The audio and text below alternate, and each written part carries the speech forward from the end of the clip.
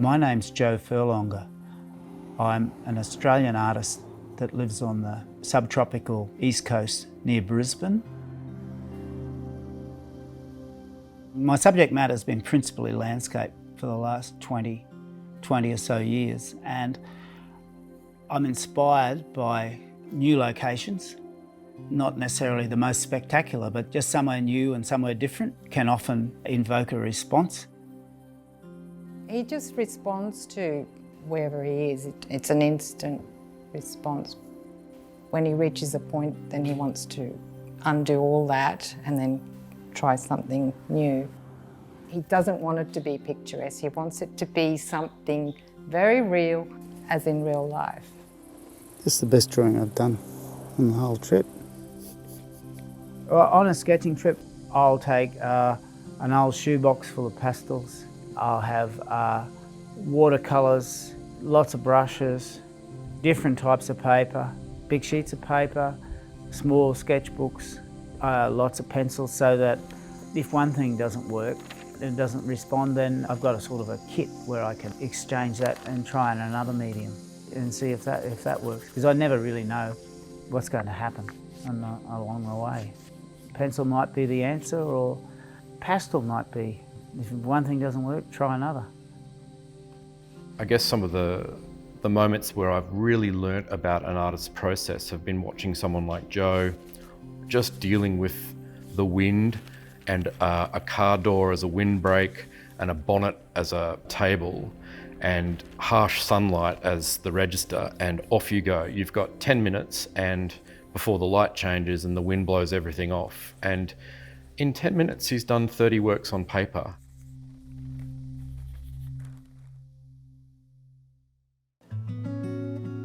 Joe Furlonger, he was born in Cairns in North Queensland in 1952. He soon moved down in the later 50s with his family to a small farm on the outskirts of Brisbane at Samford. He's still there on the same land. I think that's a great place of artistic inspiration for him. I grew up in this valley, and I look at the shapes of these mountains that surround everywhere, in every direction. You've got this series of mountains. My favourite shape on these mountains was the one behind the house, or where I could look from the chook sheds where my own house is located now. And it's the shape of a 1956 Holden car with rounded 50s style, squared off top of a hill, softed roundy edge, a bonnet with a soft curve, and a boot with a soft curve. So we'd always have this shape. Something about seeing the shapes of animals in clouds for some people, but I'd see the shapes of cars in the local mountains, and that might have got the old imagination going for this visual arts. Who knows?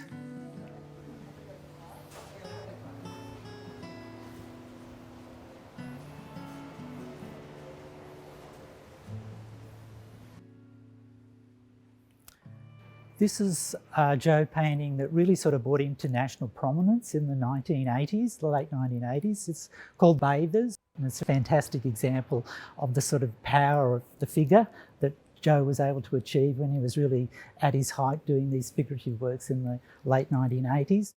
It was a good painting. It was very strongly influenced by Picasso. So you've got that gutsy linearity and abstract expressionist mark, the gesture, an airiness. So it was big boy painting. So it's the Moet and Chandon Fellowship that introduces the central role of travel for Joe. He's with his young wife, Heidi, and his 11-month-old son, Max. And out of the fellowship, where they're in Epernay in the Champagne district for a year, they're using that as a springboard into Europe. And Venice changes everything. So he's able to access upfront and personal, really important Renaissance masters, people like Bellini and Tintoretto. And in Bellini, he's looking at the Madonna and the Child. That's a classic study in Renaissance art. But he's situating himself in this time and this place. He's really thinking about his relationship with his wife and his child. In his work, Madonna and Child becomes Heidi and Max. They're both looking at us. This is less about the inwardness or the interiority of Renaissance. This is about a young mum and a young dad with a new boy and what they're going to be doing with their life. And they're otherworldly. Everywhere that we've ever lived or travelled to, the pen and paper would come out. It's a habit, a compulsive habit. I mean, at art school, he just quietly went about doing it his own way. He didn't have that precise mathematical ability or aptitude for drawing. It was not that academic model of drawing, but he found his own way to make them alive. That they move and the figures have life in them. I always remember him saying once that his figures are very rough-hewn, and I think he doesn't have that classical draftsman technique, but there's a great personal strength in them. This painting is called The Fisherman. It's a work very much that's based on Joe's autobiographical nature in his art. Joe started out at the tender age of 17. He went to sea as a deckhand on a relative's trawler up the Queensland coast. He sort of did that on and off for, I think, some 15 years. It was a period when he was sort of just learning his craft as an artist. These are two of the 3 panels in the Fisherman triptych, which was painted in 1985. Joe, as a painter, is very expressive. It's very free form. He was using brushes from his house painting work. So you've got very thick, broad, impasto-like brush strokes that are very expressive and dynamic. I get a thrill out of the brush doing unexpected things. And I seem to want to make a conventional conservative thing and then I have to mess it up. It's thrill-seeking on paper or canvas. I'm probably on the point of abstraction. Somewhere behind it all, there's always a subject matter. I've never been able to go further down the track than that. Joe sees a circus on the Gold Coast in the mid-90s. And this is really about colour and movement, the figure in motion. He has said that he's really trying to find the movement in anything, in things. He was intrigued by the performances, the colour, the movement, the light of the circus performance, and he started doing a series called The Circus Royale. Later on in 2004, Ray Hughes, his agent, told him about the Winter Circus in Paris and that he had to get himself over there and see that. And every night he'd sit there and he'd draw these marvellous performances of acrobats and clowns and various things like that.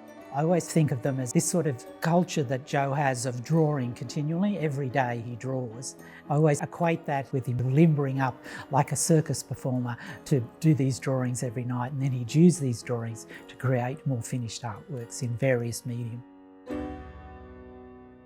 This is his early work with oils, oil and wax, and then his later works he moves into water-based paint that he is also customizing with PVA glue and detergent and water and mixing in raw pigment himself.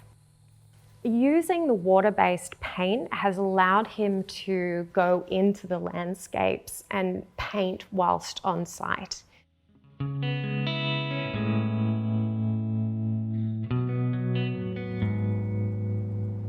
I only have to take a drive from Brisbane to Warwick and to Dalby and I get all excited again. You start to wonder when you say, hey, I've just been painting the same thing for 30 years now, and you wonder whether you should be trying something else.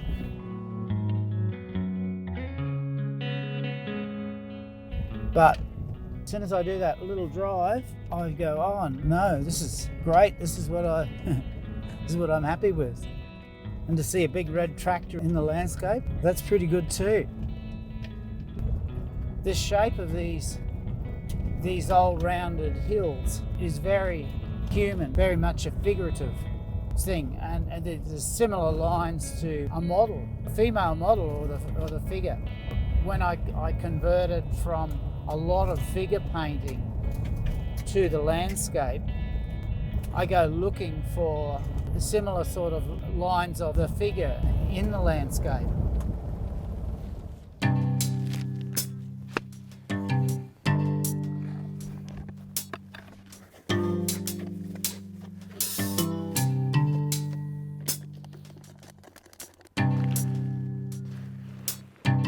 Journeying and travel is the oxygen for his practice, if you like.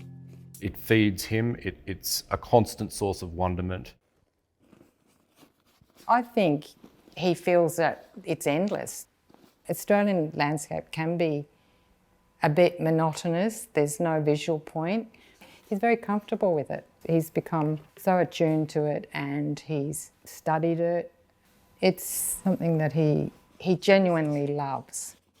So I'm still happy to use really daggy brushes because they make nice marks, especially when they get all clotted up with this paint and glue mix. And so there's none of that kind of cleaning your brushes out sort of thing.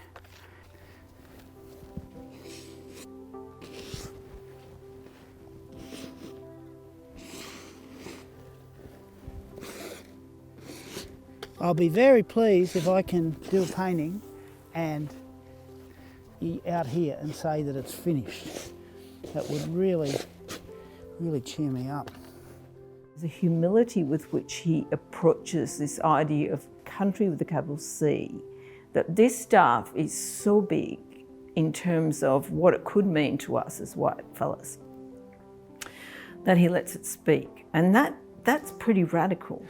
You go through a stage where you think you're getting on top of it, and then you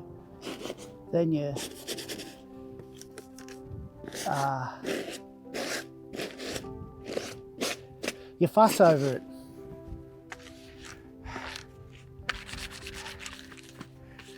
And then you kill it. He's watching a landscape, just the bare lines and the shapes, the form, the shadow. But he'll do that over time on many visits, and you'll see how the winter will have dried out the ravines in the folds of a mountainside, and the light gets in more, and he'll hit that shadow differently.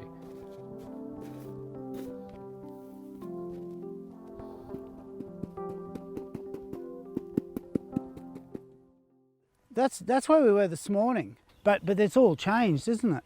I can keep going back to an area and get to know it, like a good surfing spot.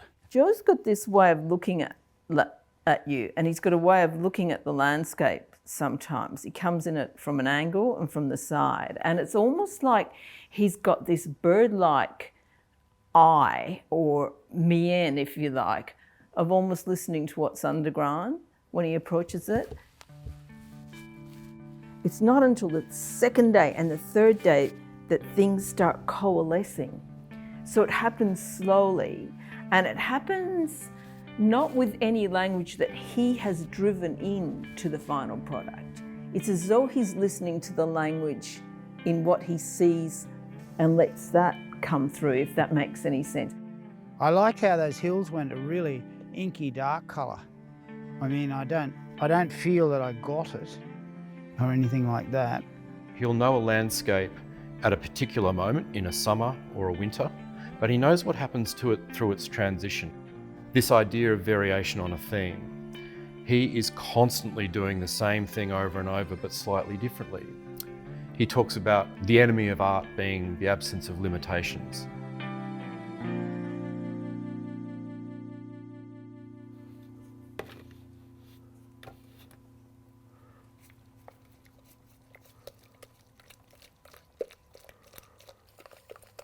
A couple of days after you come back from one of these trips is really interesting.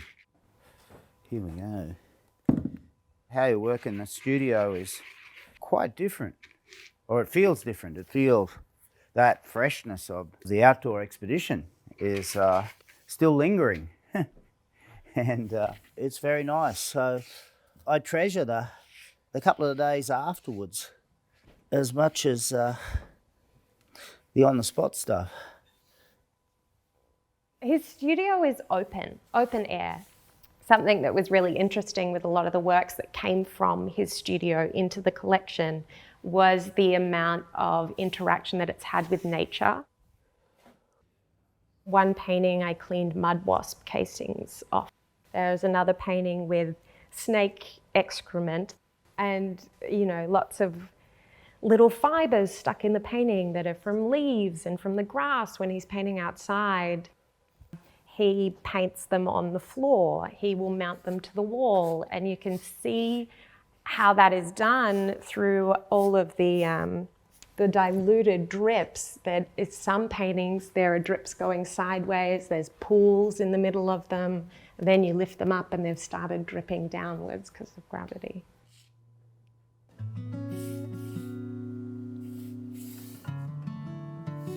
It's dangerous wandering around with a whole lot of unfinished, with completed works sitting beside incomplete works in these, because I'm wandering around with a brush and I might decide some of those completed works that have been vetted to go into an exhibition or something might just need a little tickle of paint, and that little tickle of paint might it might be the undoing of it.